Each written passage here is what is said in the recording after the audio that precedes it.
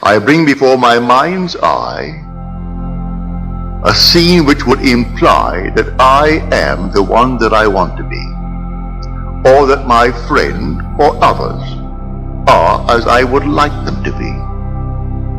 I try to confine it within the framework of the golden rule, that is, doing unto others what I would love them to do unto me, and not to go outside of that rule. It's such an easy thing to practice. Would I like the good that I ask of them? Yes. Like it for myself, or I didn't ask it for them. Bring them before your mind's eye and dare to assume that what you are seeing in your mind's eye is true. Now there is a definite technique to it, a simple technique. If I can share with you what I do, and it works, I bring them into my mind's eye and I work myself up into an emotional state. It's like a peculiar rhythm. I breathe in and breathe out and breathe in and breathe out, and suddenly I reach a certain point, and then one deep inhalation as though I'm setting it up in a time exposure before my own mind. I set it up and all of a sudden I have a deep inhalation and every pore of my being explodes, and then I do nothing beyond that. It's taking that scene and setting it up in a time explosion before the eternal event, and then I explode it, and then let life develop it, and life develops it, and then I get the call, or I get the wire, or I get a letter confirming that which I did, and I do nothing to make it so. I simply believe implicitly in Jesus Christ, but I have found him. I have found him as my own wonderful human imagination. I believe that all things are possible to him. He has ways and means that the mortal mind knows not of, so I do not care if I do not see clearly how it could possibly be. It makes no difference to me.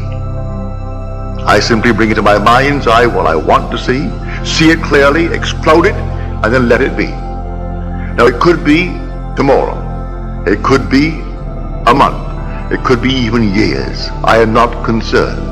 I have done it, and that's all that matters as far as I'm concerned.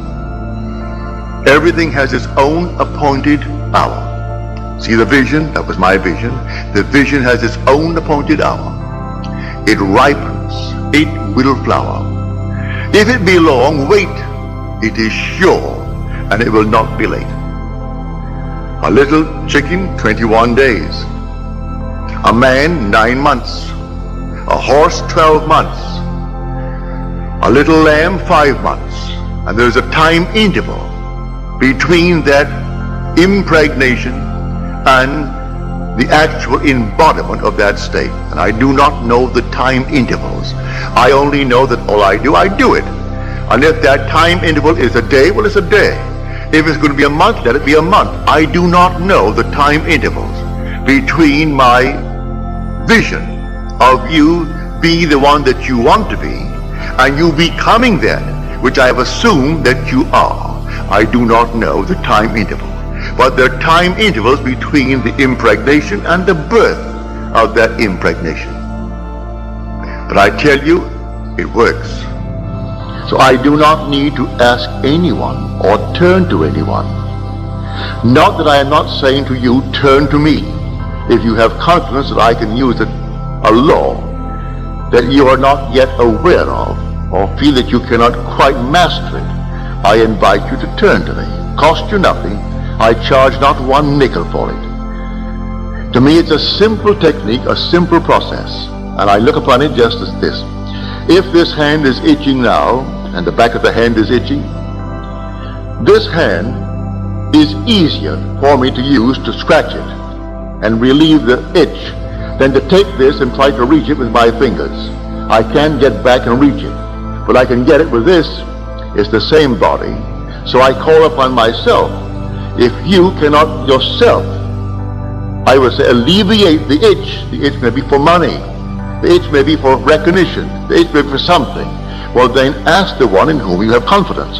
If you have confidence in the speaker, all right, ask me.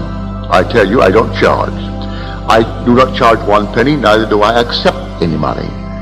I don't. You simply, if you feel like it, you ask me. And I will, to the best of my ability, simply feel within myself that things are as you desire them to be, providing it comes within the code of my, what I call my ethical code, that it is not at the expense of another aspect of my being. Don't ask me to hurt anyone in this world, because I could not. I will not ask anyone to be hurt. But if you want recognition in this world, you want money in this world, you want comfort in this world, I see nothing wrong in that, because these things I would want for myself. So I put them within the frame of the golden rule and ask for them. It's a simple, simple technique. So let us discuss how things are brought into being. Well, how are they brought into being? By your own wonderful imaginal acts. That's how they're brought into being. Because your imagination is God. Your imagining, that is God in action. Do you know what you will love for yourself and for your loved ones in this world? Assume that you have it. And that assumption, though at the moment, is denied by your senses, denied by reason, if you persist in it because you believe in Him, it will harden into fact. And no power in the world can stop it. It can't stop it. But I can tell you the interval of time between your assumption and its hardening into fact. But I promise you from experience, it will harden into fact. But do it in love. May I tell you? Whenever you are in doubt, do the loving thing, and you've done the right thing. If ever in doubt, ask a very simple question. Would I like it done to me? If you can answer in the affirmative, then do it. And you cannot go wrong if you use that as your guide. Now, before we go into the silence, let me once more try to explain this simple, simple technique. You will have to practice it and use your own rhythm. You don't have to be in church to do it. You can be sitting here tonight. You can be at home listening to nice music. You can be simply relaxing with a drink. It doesn't matter what you're doing and where you are, but want to do it. Get into a lovely, quiet, relaxed frame. No so-called holy attitude. Forget that. You're holy when you're in love. God is love. So you would love it for someone else. That is all that you need. That mood. Wouldn't it be wonderful if she actually had it? If he had it? If they had it? Also, you know exactly what you want now.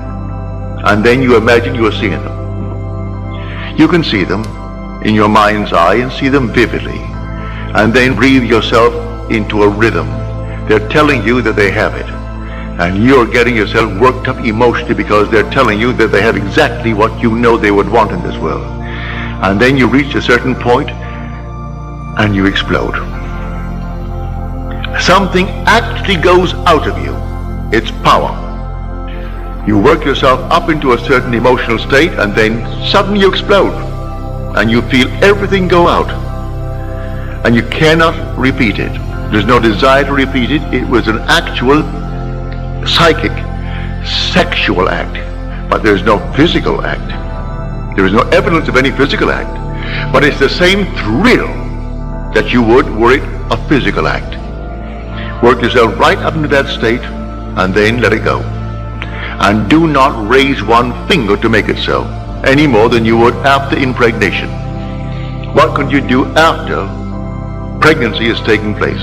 Nothing. Leave it alone and let it take place in its own good time. Now let us go into the silence.